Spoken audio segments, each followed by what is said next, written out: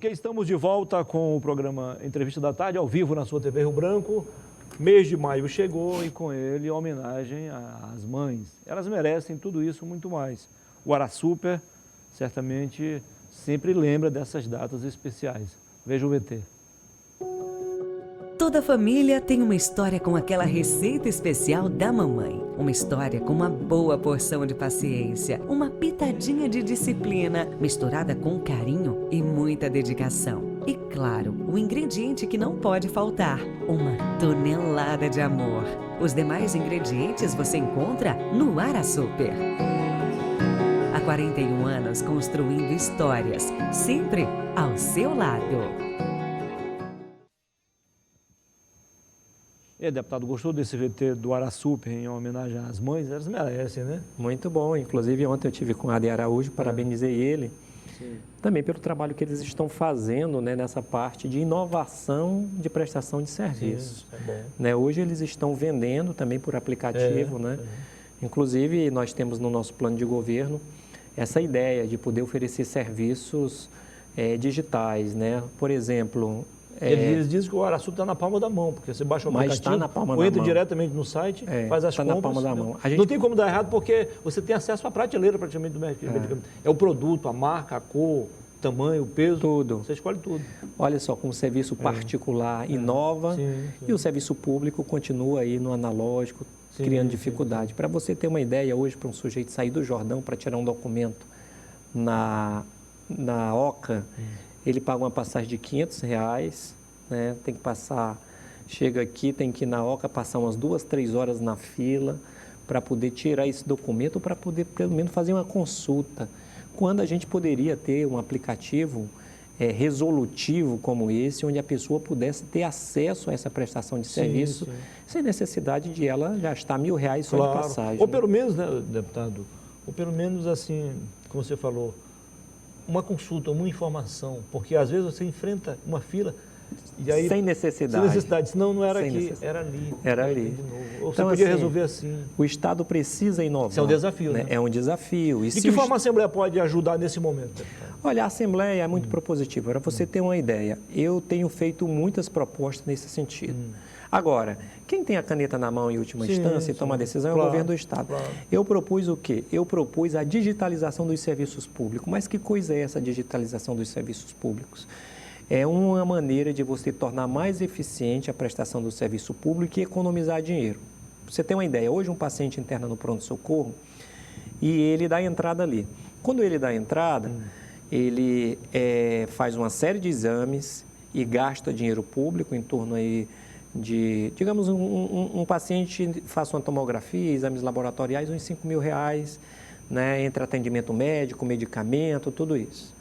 Quando esse paciente é estabilizado, e se diz o seguinte, agora ele vai para a fundação hospitalar, ele vai transferido para a fundação hospitalar. O médico da fundação hospitalar não tem acesso aos serviços que ele teve, né, que foi prestado a ele no pronto-socorro. Então, esse médico fica em dúvida, no máximo o médico de forma rápida ali faz uns riscos, escreve algumas coisas e tal, encaminha uns exames em anexo, mas não vai tudo. Chega lá, ele tem que fazer uma série de exames de novo. Então, isso é falta de integração. A gente precisa ter a capacidade de integrar os nossos serviços para poder ter mais eficiência e gastar menos, inclusive sacrificar menos o paciente. Sim, claro. Registramos aqui, antes que eu esqueça, as presenças aqui de Nani, Jardi e Tiago, assessores do deputado. Isso, a Nani O Jardi sempre vem por aqui. É. Eu sempre lembro dele, não lembrava bem assim o nome. A Nani eu acho que é estreante. Sejam bem-vindos. Deputado, o senhor lembra da pergunta feita na virada do bloco? Sobre? O senhor ia explicando a força do milho. A força do milho, a força da soja, né? Chegando aí também o café. Isso, olha só. Nós precisamos lançar mão aqui no Acre sobre a agricultura permanente. Mesmo entendendo que o milho, não sendo uma agricultura permanente, ela tem uma importância extraordinária, como está demonstrando ter. O agronegócio, onde está incluído o milho, a soja, né, a própria pecuária, ela tem uma capacidade muito grande de gerar riqueza. Porém, essa riqueza, ela fica um pouco mais concentrada. E não é por isso Ela que acaba não fazendo, de fato, a verdadeira transformação. ela não emprega tanto Sim. que nem outros Sim. setores Sim. da agricultura, Sim. né? O que nós chamamos de agricultura familiar. E o que a gente precisa entender? Que a gente tem que permitir que o agronegócio faça aquilo que precisa ser feito, né? Se expanda até onde é possível ser expandido, para poder gerar ICMS, para poder desenvolver outras cadeias produtivas, porque se você tem milho, você vai ter o porco, você vai ter o frango, você vai ter a ração para o peixe, né? Agora, a gente também tem que investir nessa parte da agricultura familiar, né? Onde a gente tem que incentivar cadeias fortes também, como a do açaí, como a do milho, né? A criação de pequenos e médios animais. Para quê? Para que a gente possa também alimentar a cidade. Grande parte do agronegócio exporta, né? Mas outra parte também é consumida aqui. Sim. Então, são coisas que não são incompatíveis, né? São coisas que são possíveis conviver juntos. E um governo que pense em ampliar essa base de participação, escute o que eu falei no início, a agricultura e a pecuária no Acre representam só 7% da nossa economia. Quase nada. Então, um governo que queira aumentar a participação da agricultura e a pecuária precisa investir mais. Investir como? Criando programas específicos, concedendo crédito, facilitando a aquisição de implementos agrícolas, de insumos. E aí é a questão de nós discutirmos a importância de isenção de ICMS. Para não perder o fio da meada aí, tem um outro produto que ele, dependendo da época do ano, ele bate de igual para igual, polariza essa liderança aí com a castanha, a carne bovina, aliás, a carne bovina e a suína. E a suína com a castanha. A castanha, por exemplo, no primeiro trimestre do ano, foi o produto mais exportado no Acre. Foi o produto mais exportado no Acre, porém a gente tem que ver a representatividade disso dentro do produto interno bruto. O peso, né? O peso disso, ou seja, foi o produto mais exportado no Acre, mas quanto representou em entrada para os cofres pouco públicos? Mais de 38 milhões de dólares. Por isso que nós precisamos sempre pensar a atividade extrativista dentro de uma planificação de transformar essa atividade extrativista numa atividade de domesticação agrícola. O que é isso? É você pegar a castanheira e adensar, né, na floresta. O que é adensar? Você planta mais naquele ambiente de floresta. Se você tem 5 pés de castanheira por hectare, dá para você plantar mais 50 pés para ter mais, porque isso aumenta a economia. Claro. O que a turma está fazendo lá no Pará? Adensaram, mas também pegaram o açaí, tiraram da floresta e estão plantando em grandes hectares de terra. Isso transforma a atividade em algo, desde o ponto de vista mais conduzível, com maior produtividade, com maior facilidade de produção. É o que fizeram com a nossa seringueira lá na Malásia. O nosso seringueiro aqui saía de manhãzinha com escuro, que nem eles falam, né? Para cortar a estrada de seringa e fechava o corte da seringa, né? Meio-dia, e quando era depois de meio-dia, tomava ali, né? Comia ali uma farinha com sal e água. E voltava a fazer o mesmo percurso. E voltava a fazer o mesmo percurso, andando para colher esse leite. O que o pessoal da Malásia fez? Plantou um pezinho atrás do outro. Virar o maior produtor de borracha do planeta. Com a nossa semente. Então, assim, a gente precisa pegar isso como exemplo, porque desde o ponto de vista econômico, a floresta, ela tem que ser um exemplo. Só um minutinho, por exemplo, qual outro estado que já apresenta isso como resultado positivo de você mudar um pouco, incrementar o plantio da castanha? Tem vários estados. Rondônia faz isso. Com a mesma qualidade. O Pará fez isso, né? O Pará fez isso, adensou, né? Então, assim, o açaí, quando você falou que fez isso, por exemplo, aqui o açaí aqui em Rondônia, no Amazonas, está dando muito certo, né? Nós temos exemplo também do açaí já aqui no Acre, em algumas regiões? Temos alguns plantios, nós temos alguns plantios que eles estão começando a ter resultados. Agora, a gente precisa também investir em produtos que tenham uma segurança maior. Por exemplo, o café. O café está na bolsa, né? Uma saca de café hoje está R$ 800 mil.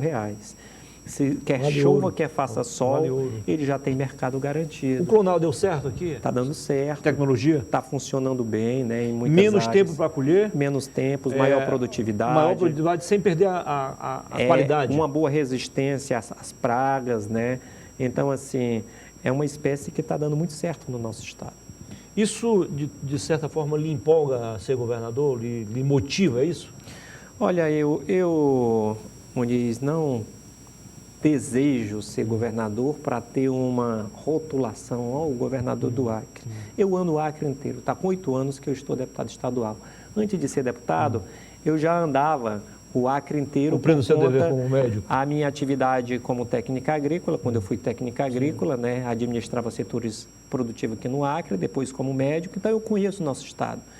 E eu ando o mundo também. Eu já fui da China a outros países, né? Só teve algumas missões importantes aí, Fez né? missões em outros países, conheço o Brasil e a gente vê muitas coisas lá fora que podem ser feitas aqui também e que a gente não está vendo acontecer. Sim. E no meu ponto de vista, o Acre vinha num rumo, né?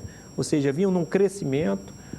Quando eu falo um crescimento, eu falo da economia, da melhoração da prestação do serviço público, da infraestrutura do nosso estado, das nossas cidades. E agora ele entrou numa decadência, ou seja, esse aumento, essa melhoria que vinha acontecendo nos últimos anos, ela vem piorando. Eu acho que a gente precisa ter governos programáticos com disposição para trabalhar, que acorde cedo, que durma tarde, que entenda que a política é o ato de servir e não de se servir, que entenda que é necessário dialogar com os problemas do povo.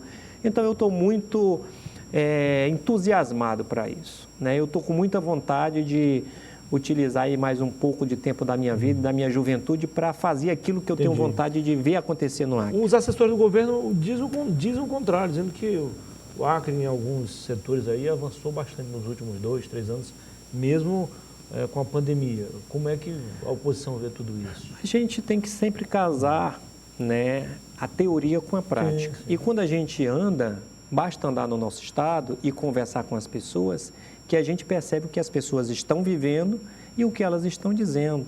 Né? Você olha, Muniz, assim, a nossa BR está acabada, né? Aliás, isso tem sido discutido bastante lá no Bastante. plenário, Você né? chega na maior parte das cidades acreanas, a infraestrutura delas também. O serviço público e o servidor público nos últimos tempos, basta você conversar com os servidores públicos, converse com eles. Isso aí, deputado, acaba dividindo opiniões, né? Há uma ala dizendo que a obra foi mal feita, a outra dizendo o atual governo não deu a devida atenção. Quem errou mais aí? Ou quem errou menos? Olha, eu sou muito de olhar o que precisa ser feito para fazer, né? Deixa as discussões para lá, vamos agora, a prática. Se a gente for avaliar o que um fez e o que o outro fez, eu acho que assim, nós tínhamos antes programas de casas populares no Acre. Nós ainda temos? Não. Nós, no desafio da integração, nós vínhamos aí numa onda de melhoramento da BR e construção de pontes.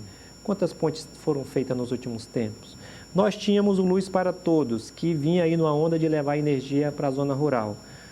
Nós estamos com ampliação da nossa rede na zona rural? Não. A nossa internet teve algum salto qualitativo nas cidades? Nós tínhamos os problemas de ampliação dos postos de tratamento de água nos mais diferentes municípios, Jordão, município isolado. O que nós temos visto nos últimos anos? Isso é saúde, né? A população beber água in natura em municípios isolados. Os servidores da saúde, né, vinham lutando pelo seu PCCR, por reajuste comparável à inflação, né, o que aconteceu no último ano, nos últimos anos? O reajuste que foi dado foi menor do que a inflação. Né? A infraestrutura das nossas cidades vinha passando por programas como aqueles PACs que nós tínhamos, né, para poder investir em ruas, né, nas cidades. O que nós tivemos? Aquele projeto do BID, que foi para melhorar as cidades isoladas. O que nós temos nas cidades isoladas de infraestrutura? Nada. Então, não precisa eu falar mais coisas para mostrar que... Deputado, em 1 minuto, nós recebemos aqui a visita ilustre de um ex-ministro da Ciência e Tecnologia, doutor Clélio Campolina, que é especialista também, é doutor em Ciência e Tecnologia. E ele participou de uma discussão sobre o melhoramento da nossa produção, os produtos agrícolas, a pecuária, enfim. Qual a importância de tudo isso? Ele esteve também na Assembleia hoje, na né? LEAC. E aí? É muito importante, porque nós não podemos discutir o futuro do Acre às cegas. A gente tem que discutir com ciência. Não é por intuição, né? Nós temos que discutir aquilo que tem viabilidade econômica, sim, no nosso estado e que tem uma capacidade de se integrar com os outros mercados. Não adianta a gente querer aqui no Acre plantar maçã ou plantar algum produto que não tenha, que não esteja dentro da nossa condição e dentro da nossa linha de integração, sim, com os mercados. Então, em sintonia com as nossas condições climáticas. E em né? sintonia com as nossas condições climáticas. Então, é fundamental a gente ter uma pessoa do porte dele aqui no Acre, que veio discutir os rumos econômicos para o Acre, a integração do Acre com os mercados da Bolívia, do Peru, e que está construindo um diagnóstico a partir de um estudo que está sendo financiado pelo governo do Estado, pela Assembleia Legislativa e pelo Tribunal de Contas do Estado. Legal. Esse diagnóstico, ele vai ser uma ferramenta importante para a tomada de decisão. E eu, né, como médico, né, que acredito na medicina baseada em evidência, aquela que demonstra que o produto tem viabilidade porque foi testado, eu valorizo muito uma iniciativa como essa, por quê? Porque é um homem estudioso, que conhece os mercados, que conhece a vida e que está fazendo um levantamento dos potenciais do Acre para depois a gente ter um diagnóstico. Muito bem. Conversei aqui com o doutor Genilson Leite, deputado, vice-presidente da Assembleia, pré-candidato ao governo do Acre pelo PSB. Foi um prazer. Muito obrigado, eu Parabéns agradeço. pelo trabalho. Eu que agradeço. Muito obrigado pela entrevista. E queria, inclusive, parabenizar você, né? Estava aqui dizendo antes de começar esse segundo bloco, terceiro bloco, né? Isso. Que a TV Rio Branco tem que dar uma moção para você, porque você está há 30 anos aqui, né? Mais de 33, 34 anos. É uma referência já da TV Rio Branco. Então, parabéns, né, pelo trabalho que você desenvolve aqui. E não tem como a gente ligar a TV Rio Branco e não lembrar de você. Muito obrigado. É um prazer, tá? Sempre bom conversar com o senhor. Muito obrigado. A gente fica por aqui. Volta amanhã, se Deus quiser, com mais um bom programa para você. Agora são 14 horas, pontualmente no Acre. Boa tarde.